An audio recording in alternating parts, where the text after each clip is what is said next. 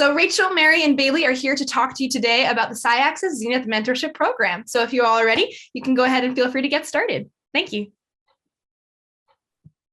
Great. First and foremost, thank you so much to the entire SciAccess team for putting this together. And also apologies, I've got a little bit of a sore throat. Anybody that is from Ohio understands that we went from 70-degree weather to it snowed last night. So we'll probably start off with some introductions. I can introduce myself first. My name is Mary Rickel. I'm the president of the SciAccess Zenith Mentorship Program, and I've been involved with SciAccess for, I think it would now be 2 years. I started in the fall of 2021. I was originally a mentor for the SciAccess Zenith Mentorship Program, and then worked my way up a little bit. So I'm also a second-year undergrad, majoring in astronomy and physics at Ohio State. I am also a Caucasian female with long brown hair. I have glasses and I'm wearing a black shirt, and I'm very happy to be here today, and I will pass it on to Rachel to introduce herself. Hi, everyone. My name is Rachel Slaybaugh. I'm a third-year undergraduate student studying physics and astronomy at The Ohio State University. I've been the outreach coordinator for Zenith since the start of 2021, and I'm a white woman with red hair, and today I'm wearing a sweater with stars on it. And I'm going to pass it to Bailey. Hello, my name is Bailey Stevens. I am a third-year undergraduate student in physics and astronomy. I joined Zenith last year during the second semester, and I came onto the team as a member of the e-board this semester. Sorry, mine went blank. I am a white male and I have medium length blonde hair. So yeah. All right, and with that, I think, Rachel, we could probably get started. Great. So I'm going to start by introducing Zenith. Zenith is an outreach program from SciAccess that targets blind and low vision students in grades 8 through 12 who are interested in space science. This includes fields like astronomy, physics, and aerospace engineering. And we conduct Zenith 100% virtually, so it's available to students all over the country and all over the world. We've had a few international students in Zenith, actually. And we're planning on hosting an in-person program at the Ohio State School for the Blind in the future. What we do in Zenith is pair our blind and low vision students with mentors at Ohio State University. And these mentors can be undergraduate or graduate students who are usually studying one of these space fields that I mentioned. So Zenith was created because blind and low vision people are severely underrepresented in space science and STEM in general. And this is partially because there's a lack of accessibility in these fields, and because there's a perception that science can only be done with visual tools, which isn't true. So we want to help change this, and we aim to give our students the skills and the confidence for success in higher education, whether that's in a STEM field or any other field that they may end up choosing. And our program was started by Anna Volker in 2020 as part of the SciAccess initiative. Our first semester, we partnered with the Ohio State School for the Blind, and we are now an official student organization at the Ohio State University. And in Zenith, we have a few different methods of instruction. First, we hold weekly meetings with our entire program, where we bring in an outside speaker who specializes in space science or in accessibility.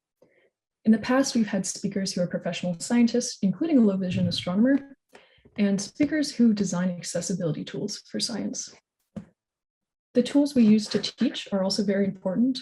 These have to be accessible for our blind and low vision students who have a variety of different needs. So to teach different concepts, we use 3D printed models of space objects like black holes or galaxies. We use tactile and large print graphs, and we use sonified data, which is data that's been converted into a sound file instead of a visual graph. We also have individual and small group interactions between our mentors and students, where they work on activities like identifying different types of supernova with sonified data. And we cap off the program each semester with short presentations from our students on a space science topic that interests them. In the past, some of our popular presentation topics have been black holes, NASA and space travel, and other planets. And now I'm going to pass it off to Mary. All right, thank you very much, Rachel. And so I appreciate the overview of what Zenith is and some of the content that we're going over. And since we're a new program, we started the fall of 2021, and we've only run 2 official semesters. We figured it would be a really good opportunity to talk about some of the challenges that we faced, because we are a new program and we're still getting adjusted. And also for anybody out there that has done a mentorship program or has any questions, we would really appreciate any feedback, because this is something that's it's a dynamic process. We're continuing to learn what we're doing correct and what we're doing less correct. And so to hit on some of the challenges, we have it broken up into 2 levels. So the mentee level, as Rachel mentioned, our program is broken up into, we have our mentors that are students from Ohio State, and they could be majoring in astronomy, physics, or engineering or education. And those students mentor high school blind or low vision students that are interested in those fields.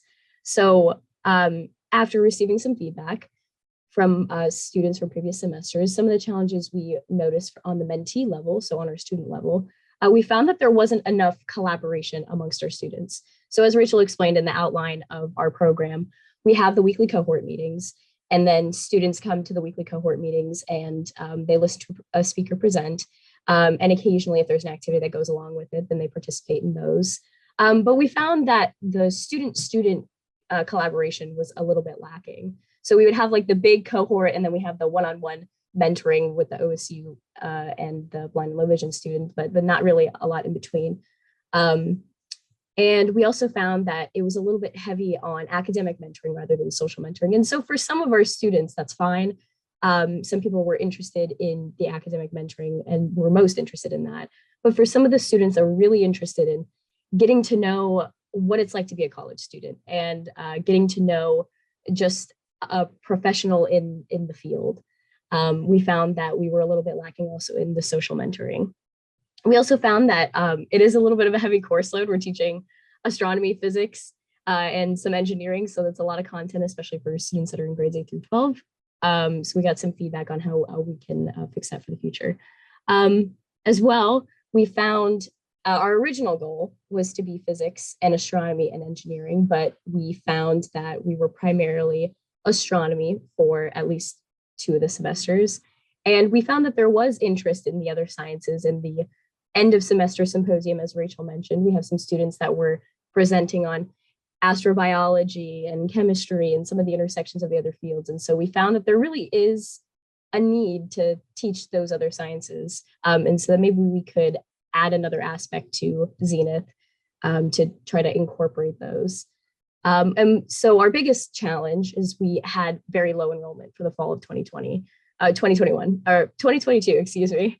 Oh, no, also 2021, my apologies. So in fact, it was such low enrollment that we were not able to put forth a semester in the fall.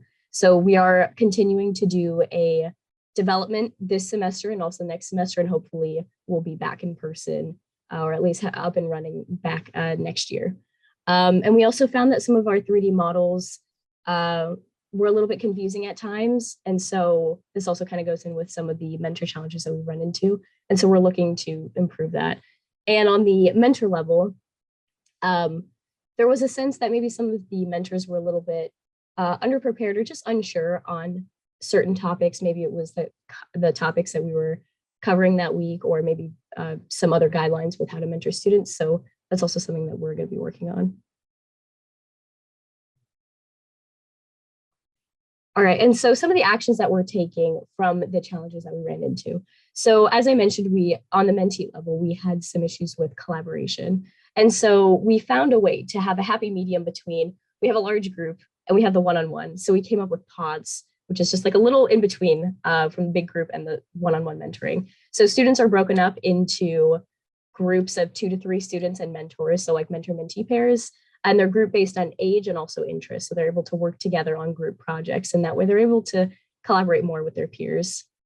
And we also officially added 2 extra phases to include physics and engineering. And as Bailey will mention in the future, we're actually looking to integrate some more general science like biology and chemistry as well. to hit those interests that were definitely present. And changing some of our 3D models, going to be updating some of them and also integrating some new 3D models to teach more of the engineering aspect. And on the mentor level, we are going to be updating our mentor training and working with some faculty members and other organizations at Ohio State to make sure that we have the best training that we can. And so with all those things in mind, I'm going to hand it over to Bailey Stevens to talk about the future of Zenith and what it's going to look like.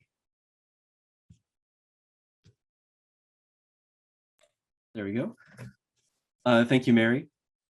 So in place of Zenith, we have developed a new program, the Science Project Outreach for K-12. We call it SPOK. SPOK places more of a focus on our mentors going out into the local community to talk about topics in STEM, such as biology, chemistry, and physics. Instead of having speakers discuss physics and astronomy with our mentees, we have guest speakers come in and talk to our mentors about effective and accessible teaching. These talks are meant to equip our mentors with the skills to make engaging presentations to the local community. All of this is meant to build up to our end of semester symposium. This will be open to the public. It's going to feature 1 or 2 guest speakers, and our mentors will also be giving presentations on topics of their choosing. Moving beyond SPOK, though, since that is something that we are doing in the meantime, we are hoping to shift Zenith towards in-person mentoring in collaboration with the Ohio State School for the Blind. While we are looking to resume the weekly meetings for Zenith next fall, we do hope to do pop-up activities over the course of the next semester to better develop our new curriculum. We also hope to incorporate the wider range of subjects from SPOK into Zenith, meaning we will be inviting a more diverse set of speakers and developing new 3D models to help us to discuss these topics. One such example of this is the NASA's Curiosity rover, as shown on screen. We plan on making that one of the models that we incorporate into our curriculum to discuss engineering with the students. But yeah, that's our plans for moving forward from this semester. So with that, I will pass it back to Mary.